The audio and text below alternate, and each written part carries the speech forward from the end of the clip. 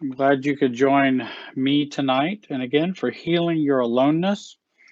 I use a lot of family systems approach to recovery, healing, codependency, and that I'm hopeful that some of that wisdom, which has also been given to me, I feel like I've been very benefited by a family systems approach to healing and recovery, that it will also be a benefit to you. Let me get my glasses on so I can read. I know a lot of people, I've worked with a lot of people over the years, probably maybe thousands by now, since it's been about 40 years or so. And a lot of times people will come, and if they feel a lot of pain or a lot of discomfort or a lot of uncomfortable feelings, that they will say, well, I just want to talk about positive things. I don't want to talk about my childhood. I don't want to talk about things in the past because, I already feel in pain. I'm already uncomfortable. I don't want to go there, which that's their right. They don't have to go there if they don't want to. They can go use CBT or, cognitive behavioral therapy, or, there's other approaches you can take without going into the past. And, but I've always gone along with Carl Jung, who is one of those psychoanalysts along around the Freud era, and he makes the statement: one does not become enlightened by imagining figures of light, but by making the darkness conscious. One does not become enlightened by imagining figures of light, but by making the darkness conscious. And actually, that's a good motto for systems, family systems thinking, and systems thinking in general, because we want to expose and see how we function in this system so we can actually make some changes that could really change our internal processing, functioning, relating to other people. And so I like that view of making darkness conscious. Now, I of course realize that if someone is very, very depressed, then they probably ought not look at too much of the darkness until they get feeling better. That's the only caveat on that. But for most people, they don't want to look at the darkness, and we need to look at that, and then we can actually become more clear. And so tonight we're talking about healing your aloneness. Let me grab a drink, a little dry mouth. And also want to uh, I want to talk about healing your aloneness. And I might mention that aloneness and loneliness we might be using interchangeably tonight, but I'm also going to kind of describe the differences between those two. One of my favorite authors on aloneness kind of uses loneliness and aloneness interchangeably, but I'll be talking about how there might be some differences between those two words. When we're talking about, and when we talk about aloneness, and when we talk about loneliness, I like this notion. The problem is not that you are alone, but that you are alone with you. And that's the struggle and problem with aloneness and loneliness. And many people think, and I can understand commonly, that it's a common notion that, well, if you don't have any friends and nobody comes and sees you, and you don't have a boyfriend or girlfriend, and you don't have a partner, a spouse, your family has been, you've been alienated from your family, and the um, we tend to think it's all those external circumstances and external relationships that we don't have that cause the loneliness.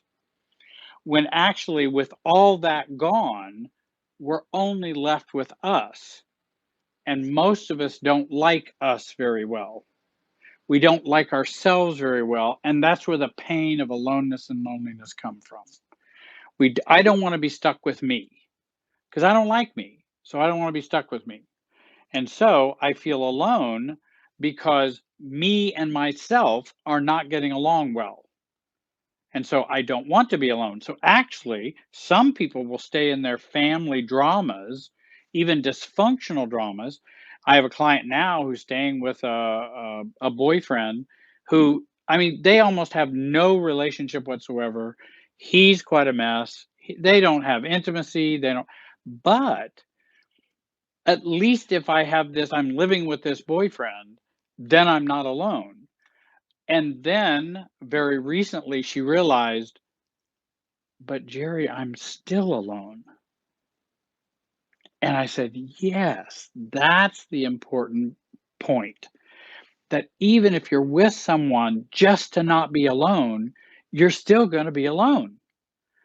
And so that's where we end up with the boyfriend, the other people don't fix that. Now, I'm certainly not against uh, being with other people, as and I will teach all the time. We want to work on connectedness, intimacy, having healthy relationships. We want all that connection.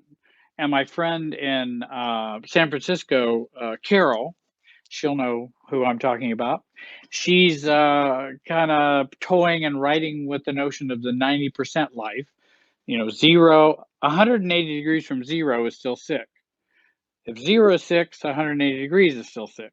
So we want to do the 90-degree life or self-differentiated life. And the when if we're going to focus on somebody else, we're often not going to focus on ourselves or what we need because we'll overfunction. We'll try to make the relationship work, try to make the other person happy because if they're happy, then I can be happy. But of course, those are all things that have to do with codependency. Because even if you're not alone, it doesn't mean you're not alone.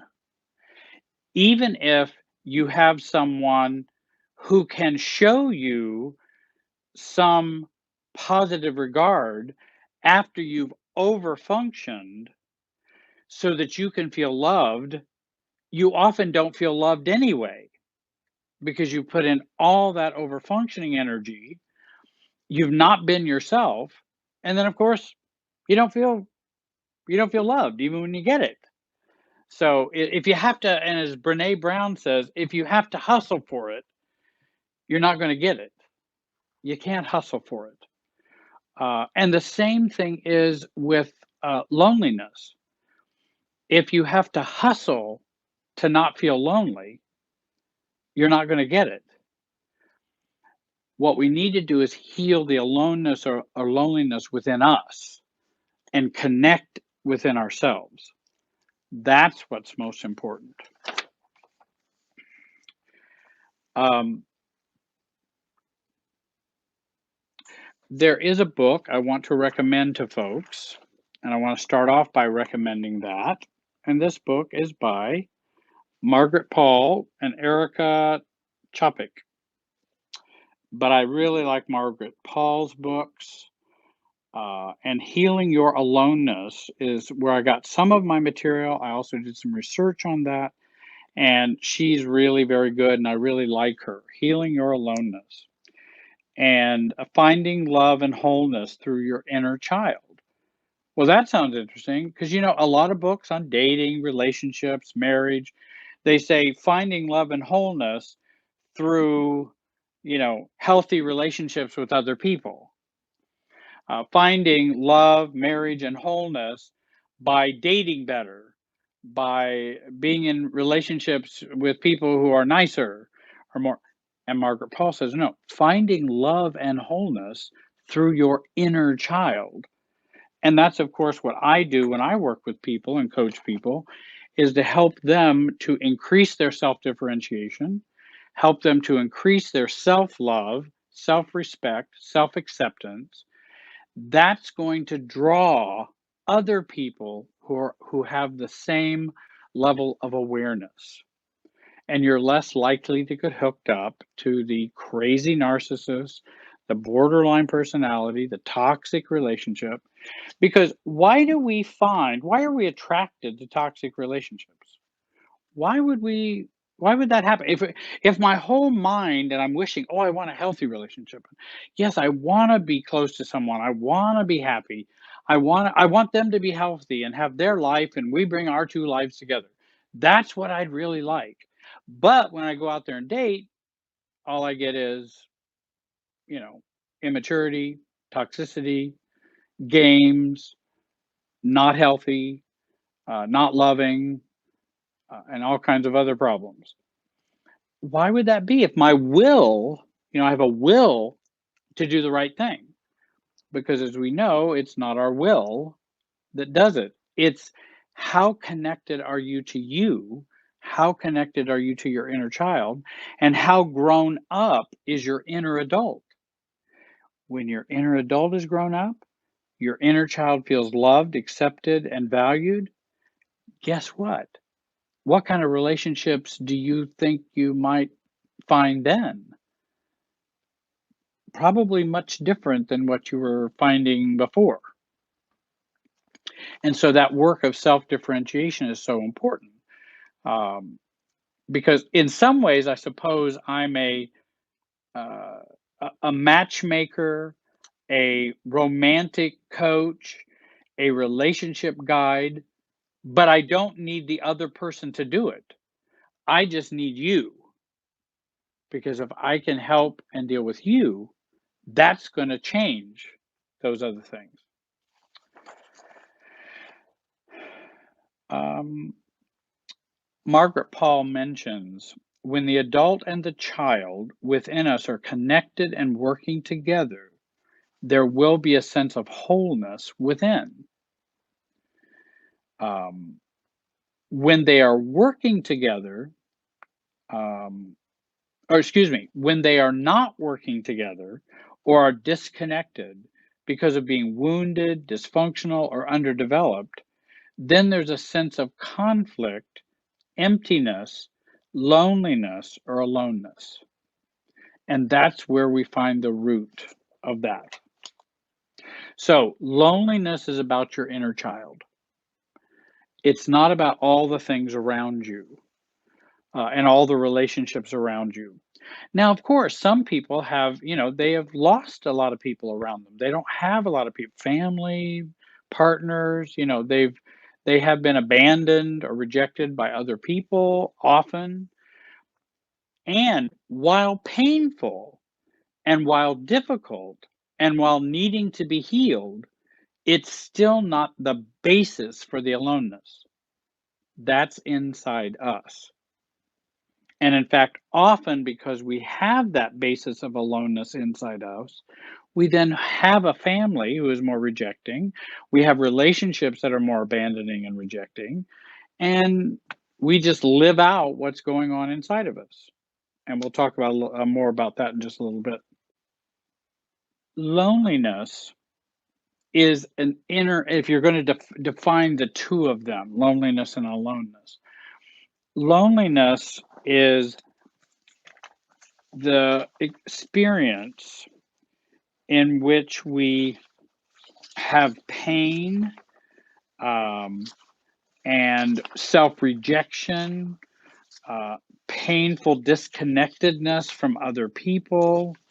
And so, loneliness is, for many who describe loneliness, is the painful experience of being alone.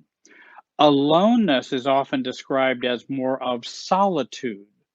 We're okay with being with ourselves, and we can have our own time with us, and we're okay. That's aloneness.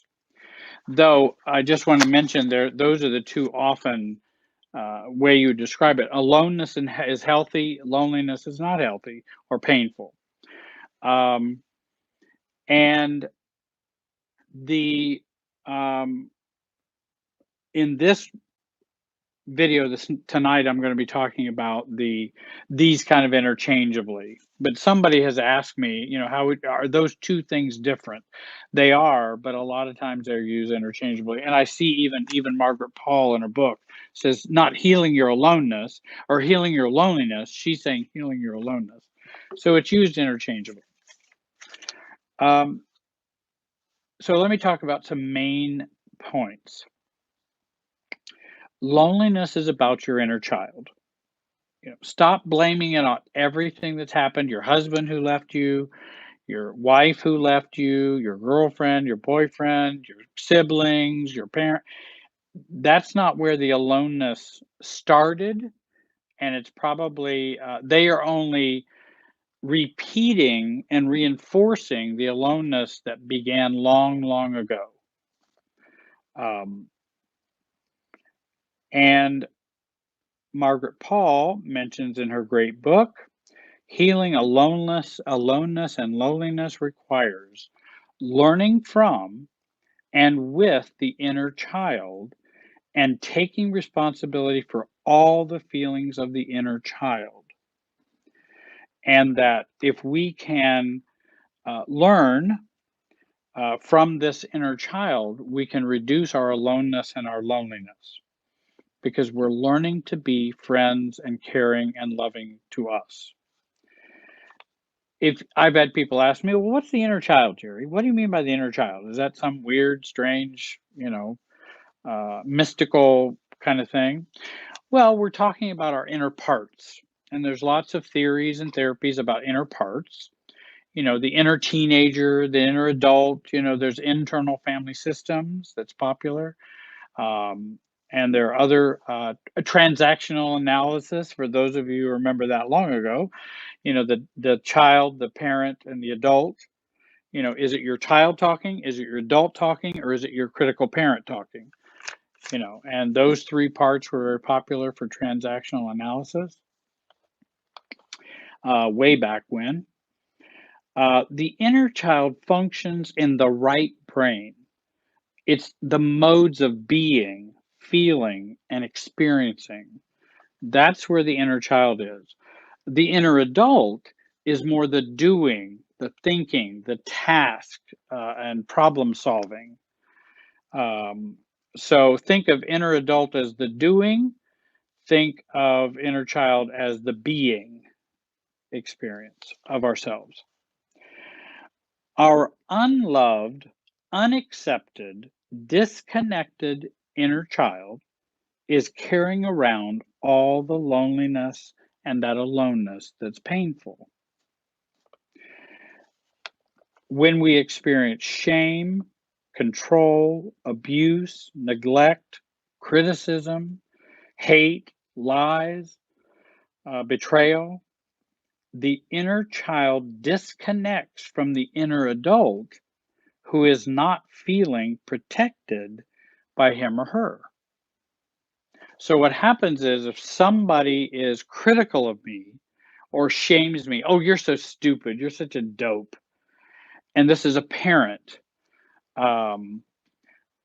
This is a parent who is lashing out at their child, and what happens is our inner adult has not learned nor is being modeled or shown what they can do to help soothe and support the inner child. Well, that we take that on into adulthood, and then we have the same experience.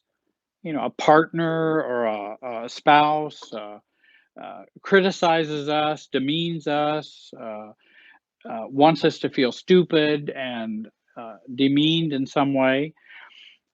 The inner child is attacked in that way, and our inner adult doesn't kick in. It doesn't kick in to protect that inner child. And so the inner child goes, not only does my husband not care about me, I'm not even caring about me, says the inner child. And so that ends up, now we have a great deal of aloneness because the inner child's just sitting there with no one on their side, neither me nor the spouse or anyone else who's being mean in that way. And when we feel that loneliness because of the negative experiences we've had in the past growing up, also as we've had as adults, we disconnect from the inner adult who's not taking care of us, not soothing us, not caring about us, not taking care of us, not protecting us. Then guess what we do? We find distractions. Um, the and so we move to those distractions such as approval seeking. We move to sex, love, too much substances, work, school, achievement, working out. I mean, it can be anything that we can move to try to fill that loneliness that we have on the inside because the inner adult's not kicking in and taking care of us in a healthy way. As we try to escape, uh, uh, we have this unbearable aloneness, never realizing connection with others cannot occur without internal connection to oneself. So I have a lot of people out there going, well, I tried to go to this church. I tried to join this recovery group meeting. I tried to go out to the bar and meet some new people. I tried to join this club to see. And so I tried to make connections, but I just never could because never realizing connection with others cannot occur without internal connection to oneself. And if you don't have that, then you can go be with 1,000 people and you're still going to feel alone. You may have a hard time connecting because we need to have that internal connection of inner adult and inner child. Um, the loved inner child can make connections with others. We can move to an I love me and you love me state. An I love me and a you love me state. And that's possible if we have that connection. I don't know if those of you remember Alice Miller and her books. Alice Miller was a great author and a good teacher and therapist. And in her book, For Your Own Good, the way we were treated as small children is the way we treat ourselves the rest of our life. The way we were treated as small children is the way we treat ourselves the rest of our life. Now, that's the bad news because it's true. That's the pattern, the emotional field we're connected to, and that's how we experience life out of that. Well, what's the good news? We can reparent ourselves and love and accept our inner child and grow up our inner adult. And that's through reparenting. Because people say, oh, I had horrible parents. They were awful. They were abusive. They were mean. They were ugly. They were narcissists. I'm going, that's horrible. I mean, that's terrible that happened. But it doesn't prevent you from you becoming the new parent. You can take over their role for you. And that's why I put the quote up on my Facebook, which is my quote, where it's never too late to have a happy childhood. You can have a happy childhood now, even if you didn't have one then. And that's the good news. Becoming aware of the unloving way in which we are parenting ourselves and what it means to be a loving adult to our inner child is the most important thing. And again, I think I would recommend her book. There's another book I would recommend. I think I brought that out. And I like this one as well. I really think it's a good book. It is called Inner Bonding: Becoming a Loving Adult to Your Inner Child, Dr. Margaret Paul. Inner bonding, healing your aloneness. If you want to know how to begin to heal that inner child, and she will help you. And there's also some techniques. I could share some of those techniques with you, but then we'd get all into the weeds uh, at that point. And I want to keep on a general view tonight. But if you want the specifics, I would recommend Margaret Paul's books. This question is do most people feel aloneness, and can you describe what that is? It is connected to a lack Is it connected to a lack of love and acceptance as a child? Is it normal to want to be loved and want others to be happy with you? Um, I don't think that's abnormal at all to want to be loved or to want others to be happy with you. It's just you can't make it a need out of our dependency needs. That's where it's going to be a problem. In other words, I'm not okay if you don't love me. I'm not okay if you're unhappy with me. That's where it becomes a problem. What I found is, and how would I describe? I remember a long, long time ago, and working on relationships. And when I was a pastor, I used to teach seminars to singles about friendships and about relationships as singles and what are the dynamics behind that. And of course, they were always asking, well, how do I how do I find a partner? I can't find a partner. I can't find somebody to be with. Well, that's because you haven't found yourself. You don't look for a partner first and then try to find yourself. Uh, you look for yourself and then find a partner. That's going to work out a whole lot better.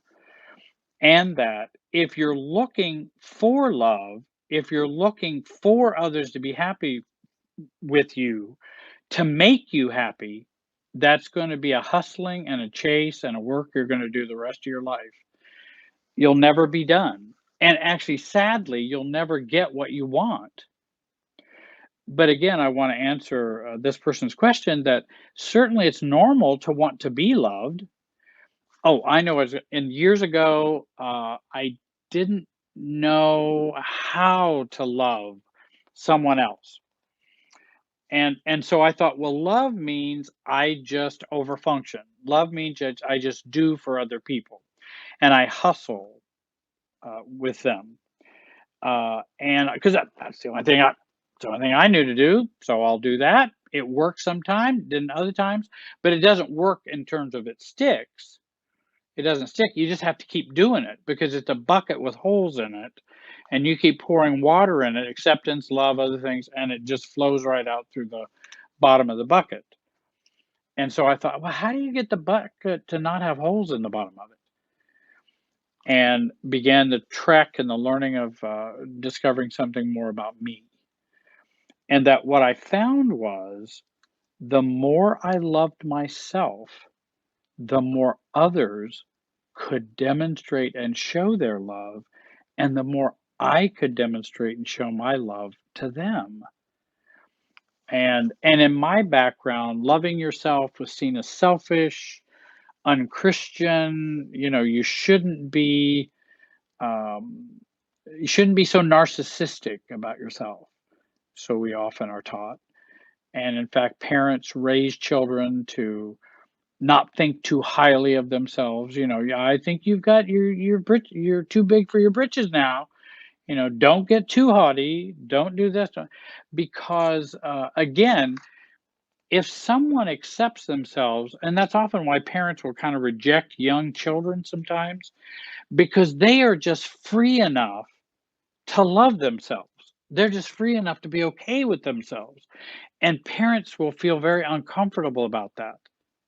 And so they will, really put the kibosh on that and to stop that because they don't want somebody who's just floating around accepting and loving themselves like little children will do.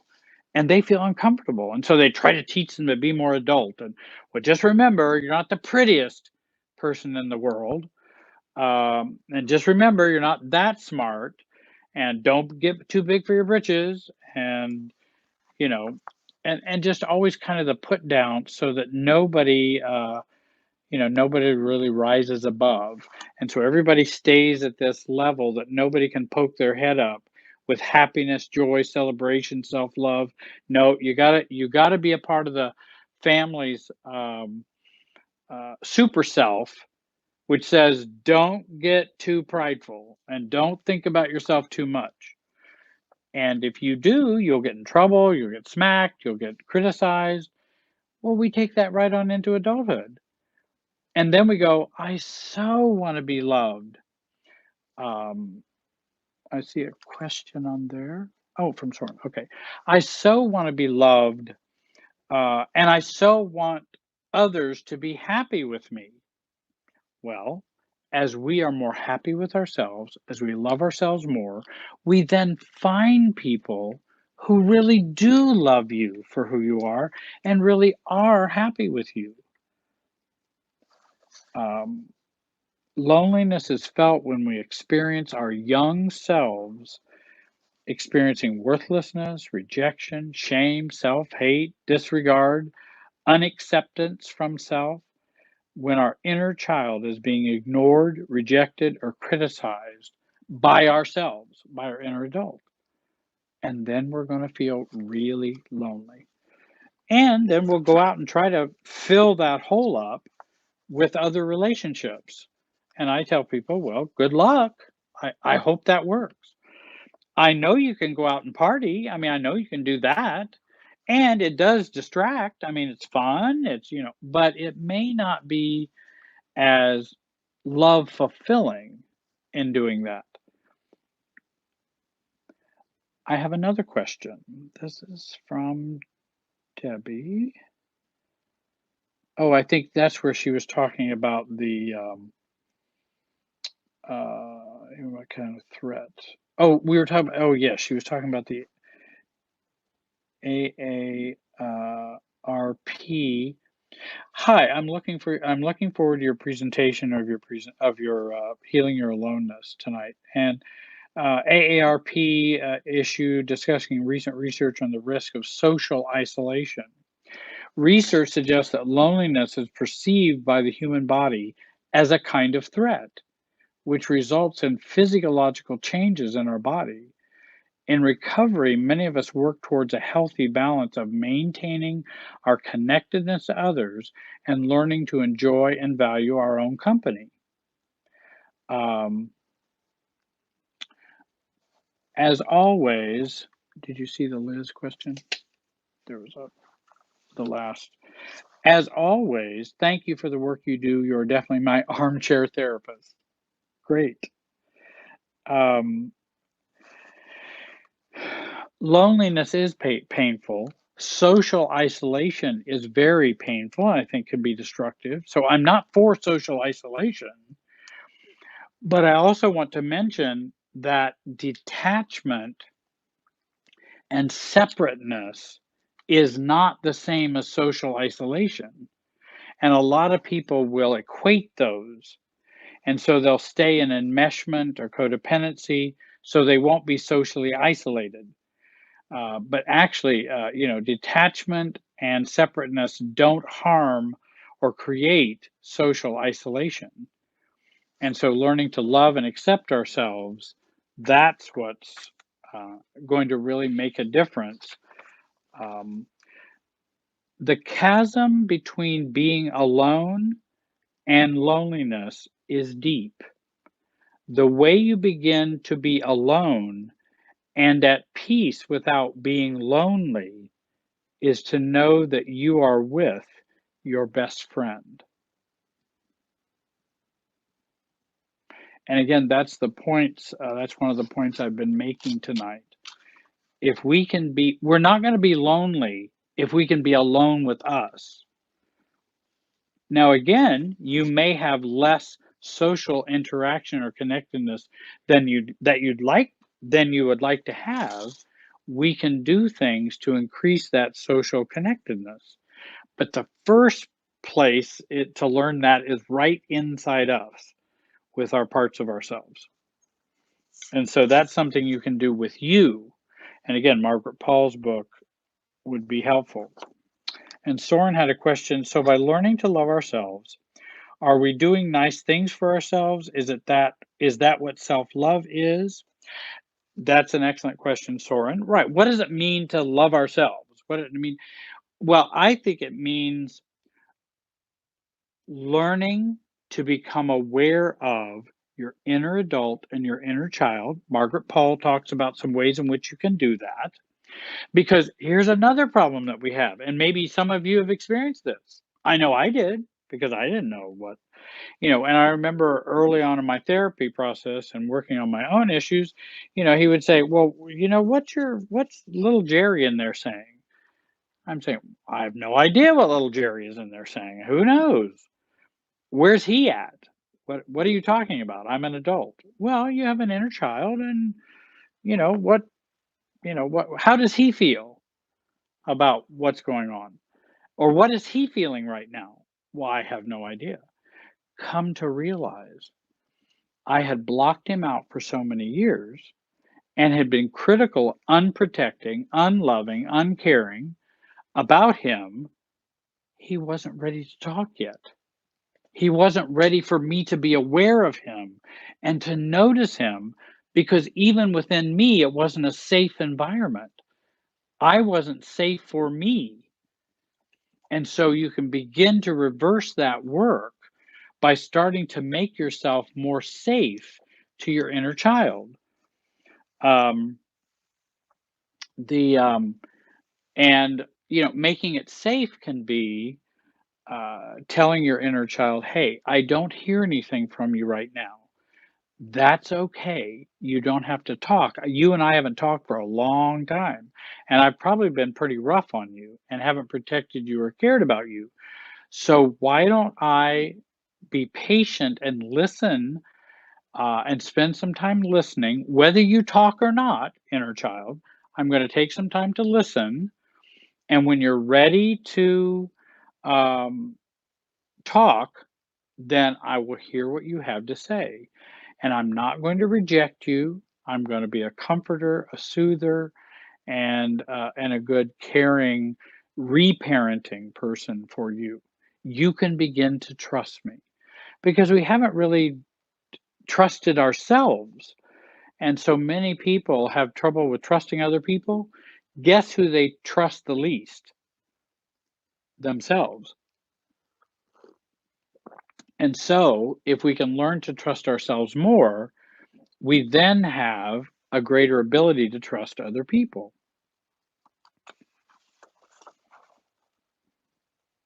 Um,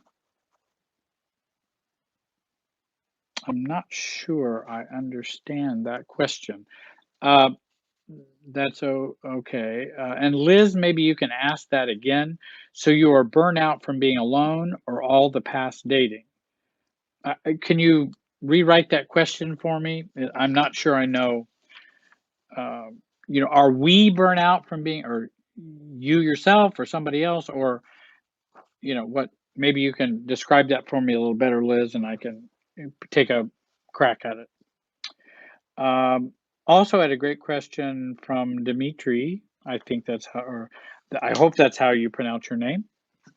Uh, Is there any way to rewire the habitual body mind response to aloneness, which is usually to fuse with someone, getting enmeshed with someone to alleviate the hidden anxiety? And, and I think it absolutely is what we do. We have that mind body response, the reactivity inside. We feel that aloneness or loneliness. And so now I'm going to go fuse with other people. I'm going to enmesh, hoping that will alleviate the aloneness and loneliness. But how many people do you know are in marriages in which they feel very, very, very alone? Many, I'm sure. Um, that just because you're married doesn't mean you're not alone, um, or feel alone. And so the key thing is that we work on um, work on alleviating the reactivity so that we don't try to act out the hidden anxiety. And I have a video you might want to watch. Calmness is everything. And it talks about that hidden anxiety that we've gotten from our family of origin, and we've carried it into with us into adulthood. And then you're right, we have this inner mind body reactivity in which we then go to fuse and to alleviate that. So, Dimitri, yes, I believe that's happening. Also, to rewire that habitual EMDR is can be very um, useful in dealing with that mind body response. There are a couple other books you might want to take a look at. The Body Keeps the Score: Brain, Mind, and Body in the Healing of Trauma by Bessel van der Kolk is a good book about the body mind response. Then I also like um, the Complex PTSD workbook, A Mind Body Approach to Regaining Emotional Control and Becoming Whole by Ariel Schwartz. So those might be helpful in Dimitri to take a look at. She writes, how do I get other people to unmesh with me so I can be uh, alone more without being too distant or too rude? They seem to think it's the thing to do. Well, first of all, it is very hard to get people to do anything or to change anything. That's for them to change or to work on. You can't get people to unmesh from you or detach from you, Patty. I wish you could, because then I wouldn't have to do the work if I could just get them to unenmesh from me. Well, I wouldn't have to do anything, so to speak. I mean, that's not really totally literally true. We can only work towards achieving detachment and differentiation ourselves. You can only work to change your side of the relationship. I see here, Patty, there's some fear about being too distant or too rude. But again, that's their perspective, that they believe you're being too distant or too rude to you. That's what they think. Well, good luck trying to change how other people think. Just and so I'm not going to hold.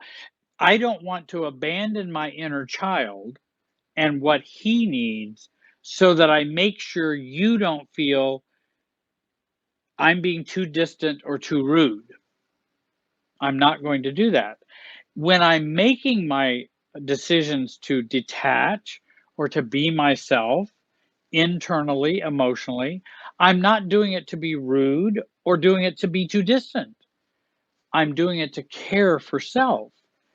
Now, if you want to interpret it that way, and many families will interpret it just that way, so will husbands, spouses, girlfriends, boyfriends, friends, even, they will interpret it that way. But that's where we learn to stick with our self differentiation strategies, and we continue to detach in a healthy way. We will get some resistance, because the resistance will come as, well, why are you just withdrawing so much? Why are you just being so cold? Why are you just moving away from me? We used to talk about everything all the time. And in fact, I'd say, oh, well, hi, Stephen, how much are you making in your new job that you just got? Well, what if he doesn't want to answer because he doesn't think we necessarily need to talk about that? Or your parent asks you, how much is your new job going to? Well, I don't know. That's my job. It's my, and so if you choose to differentiate or have a boundary, um, that um, then you're going to be accused of being too distant or too rude. Oh, well, you're just being so rude. We always talk about these things, but I want to change. I'd like to do something different. I don't want to talk about my salary with you. course, many times it's not may not be safe anyway, because if they're that enmeshed and that fused, they're probably enmeshed and fused with other people, and they're going to tell them everything you just told them. So I don't want to do that. So the resistance comes in. You're being too rude. You're being too distant. You're not doing it the way our family does this. Why are you being so mean? Why are you being so cold or heartless? Or, well, I'm not being any of those things. Well, you just don't love us, and that's why you're separating yourself from us. I don't know what you're talking about, and I don't know that I ever felt that way. So sorry, I'm going to continue to be myself and take care of myself. If we have that fear of those things happening, then we can work on those fears if we're worried about these things by facing our fears. And one of the best ways to face your fears is to use the magic wand approach.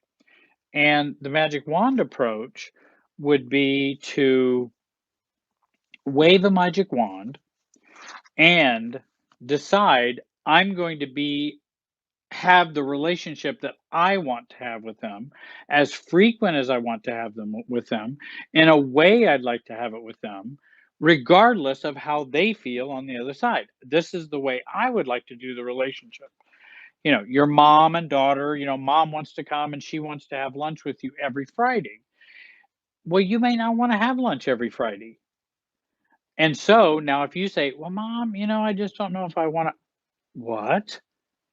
Why aren't we having lunch on Friday? We always have had lunch on Friday. For the last 10 years, we've had lunch on Friday. Well, I'd like to kind of change that up. Oh my gosh, what's wrong with you? What are you doing? Have you gone and seen some therapist or some coach like Jerry Wise or something, and he's giving you bad advice? And that they will be accused of that. And so what we do is we wave a magic wand and we pretend as though now I have no fears about doing whatever I want to do. I have no fears. I can't feel them. I can't do anything but what I would like to do, regardless of what other people would think or feel, or criticize me, or resist. And then we ask, now what would be the downsides? If I had no fear, what would be the downsides? What would happen that would be bad? Mom would get upset about not wanting to have the Friday dinner every time or go to Christmas when she wants us to have Christmas. They would be upset. They would be critical of me. What are they going to do to me? Uh, are there some real consequences that would occur that I fear? Would I also fear, but if I stand up to mom and if I do that or stand up to dad, then he's not going to love me anymore, not going to accept me, and I'm still holding out the dream that I will have the mother or father I always wanted. Um, and so I have to give up that dream to be able to be self-differentiated. Well, who wants to give up that dream that we're one day going to have the parents we always wanted? That's a hard dream to give up, or the family we always wanted, or that's a hard dream to give up. And so we don't give it up.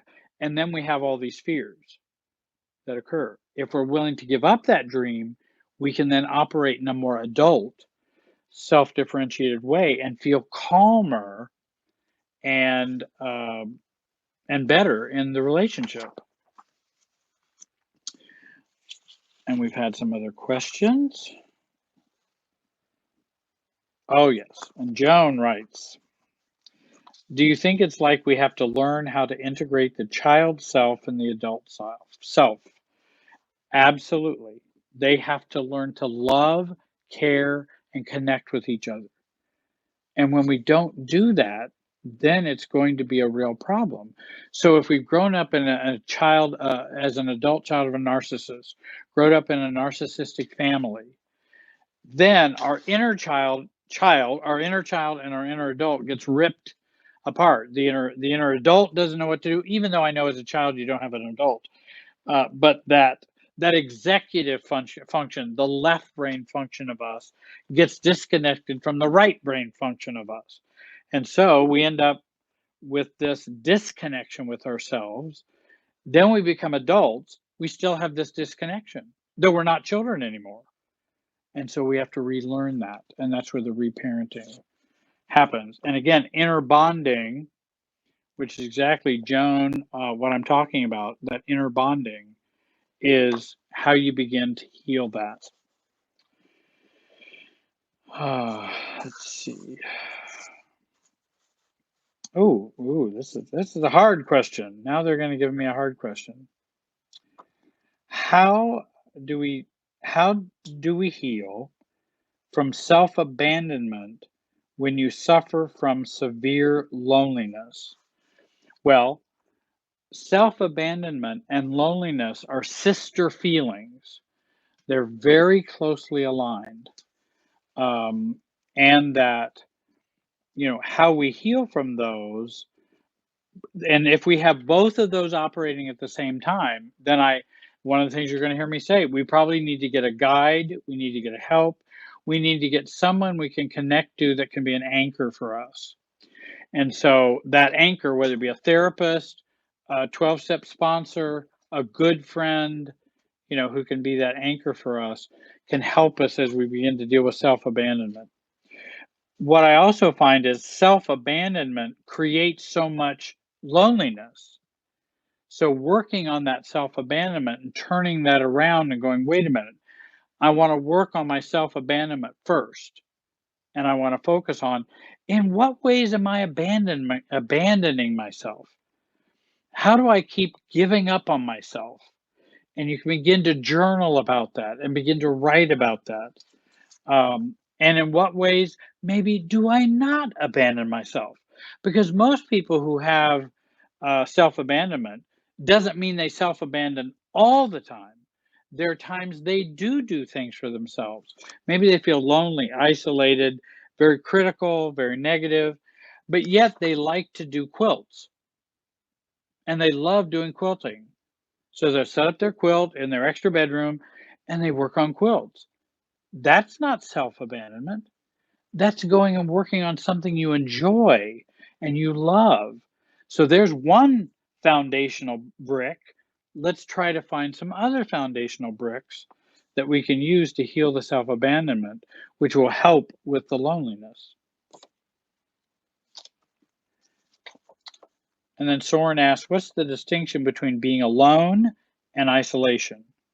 I didn't catch the difference, but I'm sure there is one. Well, now you're asking tough, tricky questions, Soren.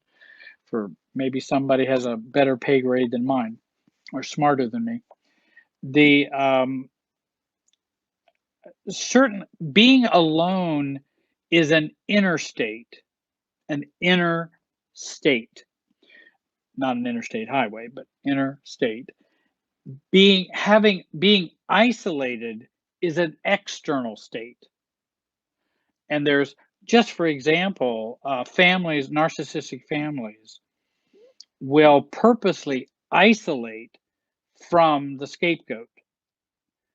And they will isolate from them often, and they can be positively connected in a critical, mean, rejecting way.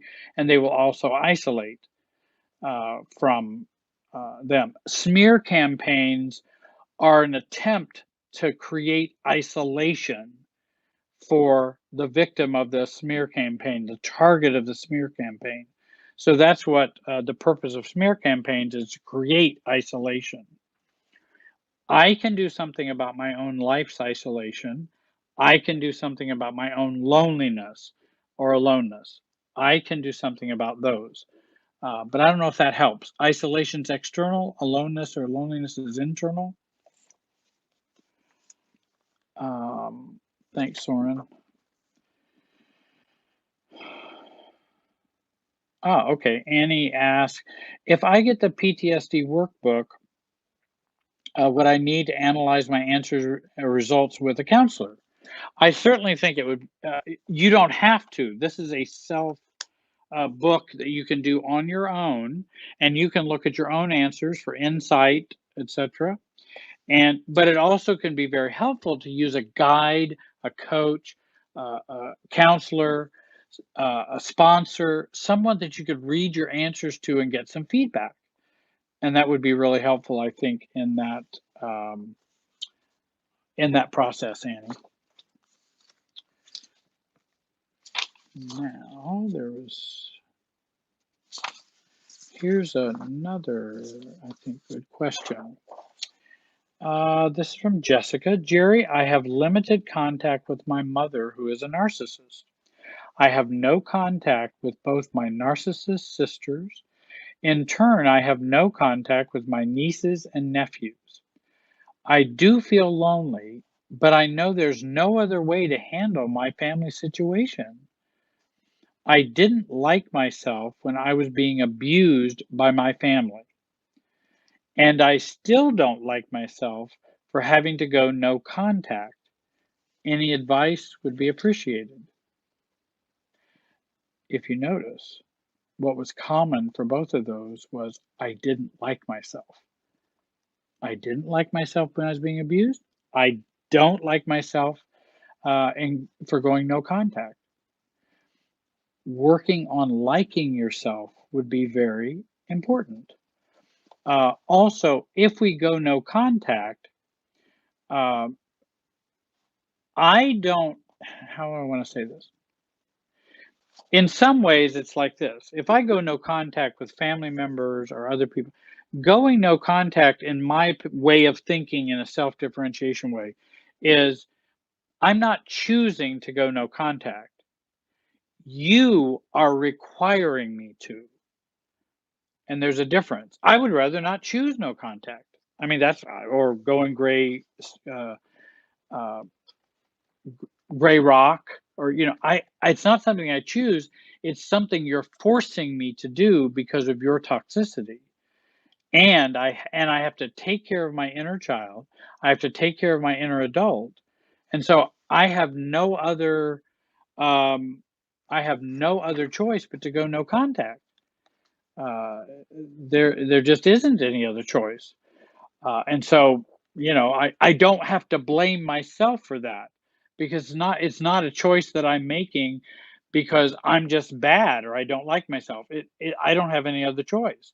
Now, it does create some collateral damage, such as, but that's not me creating it. It's because, like, if I don't have contact with an uncle and an aunt because of their narcissistic abuse, I may not be able to connect much with their children. And that's part of the collateral damage because they're not my children, they're their children. And so I don't get to connect with them apart from them unless they allow that. Many times they won't, they'll use the kids as weapons. Um, so um, I think if you come to the end of your rope and you go, there's just no other way to deal with my family situation. And I've had people that have gone to family situations and asked their families to change, set up boundaries, did everything they could to try to get some compliance from their family. And the family was immovable and was not going to change. Well, then, if they're not going to change, I can change. I have the power to change. Is it realistically possible for someone to be single for a decade or decades, and live alone, but not feel alone? This is when they do feel lonely. Now, there was a lot of words in there but I would say that I think you can be single for decades and live alone, and I believe it's possible to not feel alone. And again, if we use alone as a healthy thing, lonely as an unhealthy thing, so I can put and not feel lonely. Yes, I believe that is. There are people who do it all the time, and in fact, I remember the great examples of dealing with that kind of life and doing. When I was a pastor, I did studies on the religious life, monks, nuns, brothers, monasteries, convents, and just spiritual life for someone who is single. And how do you deal with being alone and not being married and not having, and there was a lot of good wisdom in those writings. and that they were able to find joy, love, there was just nothing they weren't able to find in their lives, except marriage, and a sexual component, and that sort of thing. And even all nuns, monks, and people who are in monasteries have to deal with sexuality, um, because they're human beings. But it is possible for us to be happy and to not be lonely. And we do that by filling our life with us, with you, with others, with friends, with interests, with self-care. We have to work on reducing self-rejection, self-abandonment, and then of course I think a lot happens if we feel lonely. There's a lot of fears and anxieties, which really makes the loneliness so much harder. There are a lot of fears and anxieties. You can make your own home a place for people. You can bring people in, or go out with people and enjoy. Learn to become more open with people. I know of friends who are more open with each other than with their own spouses. So don't tell me marriage just makes it all, everything's close and open and authentic. No, no, we can choose to people we can be authentic with and open with. And it doesn't mean it's our spouse. In fact, many marriages, I think, happen that way. And so working on fears and anxieties are important. And also making memories with friends and beginning to build some friendships through support groups, 12-step groups, uh, can be of help. And it's even okay to focus on your vocation. Now, that's a little different than your job or career. Why are you here? You know, why are you here? What are you here to do? Who are you here to be? Whether you have a Christian perspective, a spiritual perspective, an Eastern perspective, Muslim perspective, whatever your perspective, why are you here? What are you here to do? And I've always believed in that type of spirituality, that it is larger than me and it transcends beyond me. And what am I here for? I don't think I'm here to transform the whole world. I don't think that's going to happen. I don't think I can even do that. Uh, but I feel like I might be here to maybe transform a little bit of it. And that may be the best that I can do. And that's fine. What am I here for? Who am I here for? And asking those questions about our vocation in life. Why do we feel we're here? And what purpose do you have? How can you serve a purpose that's within you? Uh, Thanks, Manny. Ooh, how much alone time is too much? When does it become selfishness and antisocial? I feel the more I'm alone, the more I like it more than being with people, Trish says. Is this unhealthy? Well, but that's sometimes a hard question. Um, I believe your preferences are very important. Some people have a greater capacity, or are gregarious and want to be with others more. Some people might be more introverted, though that's not, I don't mean an unhealthy introversion, but they're just not as socially energized by that. The introvert, when they interact with other people or society or social events, that that can be draining for them. But they do it because they want to have interactions with other people. And then those who are extroverts, when they interact with other people and in social situations, they are energized by it. So different people have energy and lose energy depending upon social connectedness. So every person is individual. So I'm not sure I know, and maybe I haven't thought about this question well enough, when it would be too much. I think it becomes too much if you stop being yourself. Um, And when does it become selfishness? Well, I don't, or antisocial. And that might be a good question to ask a therapist I mean, about you particularly, a therapist or a coach. I have some ideas about that, but I don't know. I'd probably want to think about that a little longer so I don't give bad advice. Um, and I can understand some people do feel more, the more they're kind of alone, the more they like that more than being with people. Some people have pets.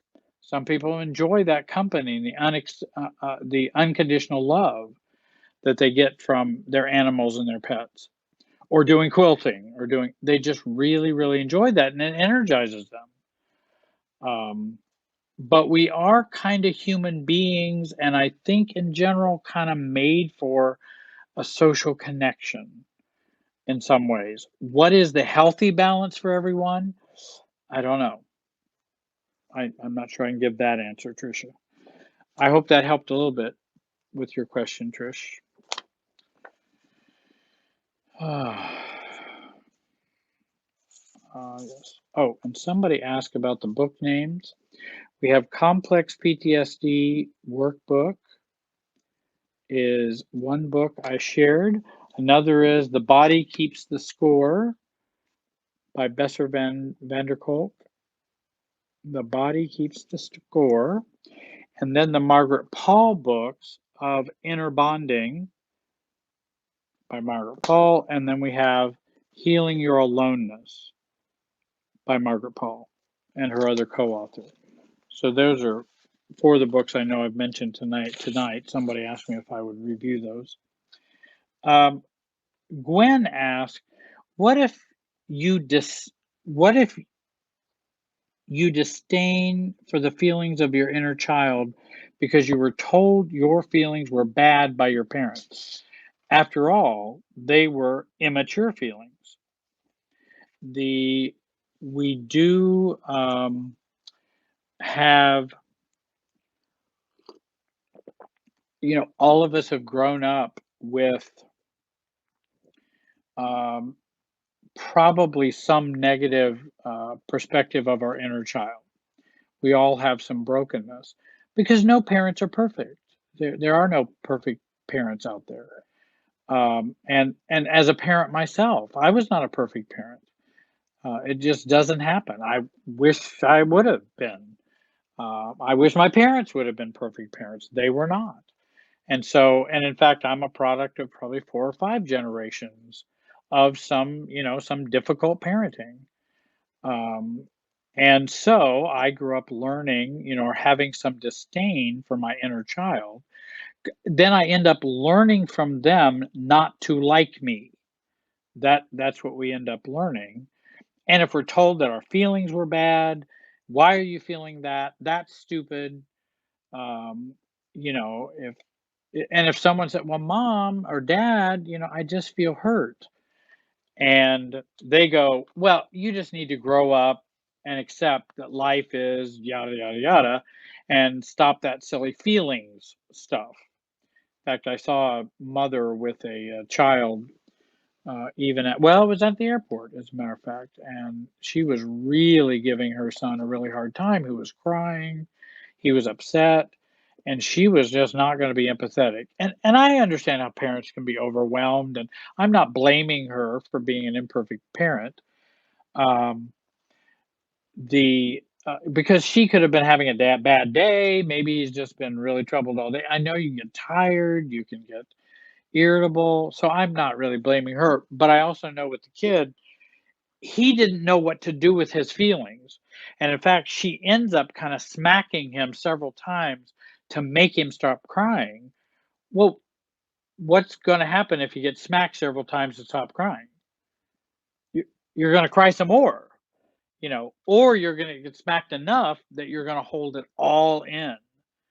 And that's going to be a real problematic difficulty when you have to do that. So basically, you're being told, "WAP, those feelings you're having right now are wrong and are bad. You need to stop those." Slap. And so we have those experiences. And the we grow up with that, and the good news is we can reparent that and reparent ourselves and how we accept our own feelings. Well, that's an interesting question. I don't know. And someone's asking about my own past experience. And I would say this, hi, Jerry, you've been a huge inspiration to me over the years. I'd love to hear more about your personal experience with shifting aloneness. When did you really feel that aha breakthrough and what changed? Big love, Carolyn. Thanks, Carolyn. Uh, and I'm kind of a little bit of an an introvert, and so I don't talk a lot about my own story and my own past and all that. I do that with clients. I want you to tell, I do that with other friends. I do that with people who are close to me. So I don't withhold that information. I just generally don't do a lot of that on a public forum, though some people do, and I think that's great. I think that can be a real message. It doesn't seem to be quite the message I want to put out. But I do remember the experiences of beginning to learn that, oh my gosh, um, I really, I don't like being with me. And I had never thought about that before. Gosh, I can't remember what year that was. I'm not even going to say the year because I don't want to get back into previous centuries here. Um, the but I remember the time starting to learn about loving myself, and just began to realize how much I didn't. And what was cool and what was neat was it had to do with that quote that I said in the beginning about we're not trying to, yeah, I think it was in there. Yeah. One does not become enlightened by imagining figures of light, but by making the darkness conscious, by Carl Jung. And so I was making my darkness conscious, how I don't like me. Oh my gosh. But then I began to feel a sense of control and a little more stability in that, well, if I don't like me, um, that um, maybe I have some power or empowerment to be able to like me or learn to like me. And I didn't think I'd never thought about that even before. I just felt the pain of not feeling connected to me and just feeling lonely and alone and thought, oh, well, this will just never change. And I guess the only way to not feel alone is just go be around a lot of people as much as you can. But I found that that didn't fix the aloneness. And in fact, as a bishop, as a pastor, I had a lot of people around me all the time. I had people who wanted to be friends with me.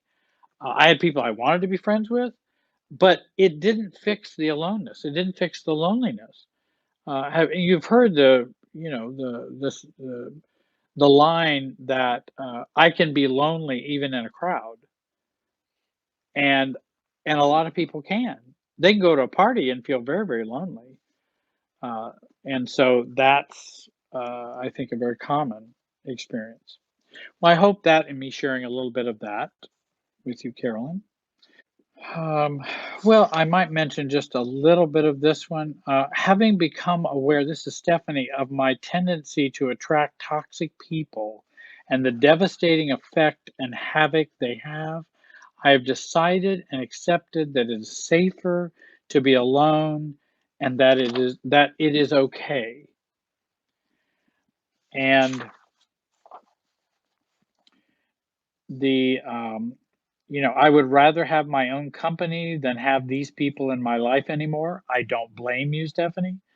If the choice is me being alone or having be abused in unhealthy relationships, I think I'd take alone because I could work with those dynamics more.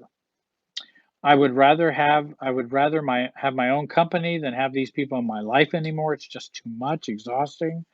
One must have discernment who to let in. Absolutely. Who to like, etc. And this is a revelation that has made me strong. Also, an artist friend once said, and biblical words have stuck, don't throw your pearls before swine. And we often do that when we're codependent and narcissistically abused. We'll give away our best selves to the swine. We will give away our best selves to the narcissist, to the borderline, to the unhealthy, to the manipulative, and we find ourselves doing that. But that's because we learned that way, way long time ago, and then we do it as adults. Hope you can comment on feeling more safe and alone. And this look forward to joining you. Thank you, Stephanie. Uh, I think feeling more safe alone. For some people, that I really do. If someone's come through a broken relationship, I usually don't tell people. Um, I usually don't tell people about that you should quickly go find another relationship.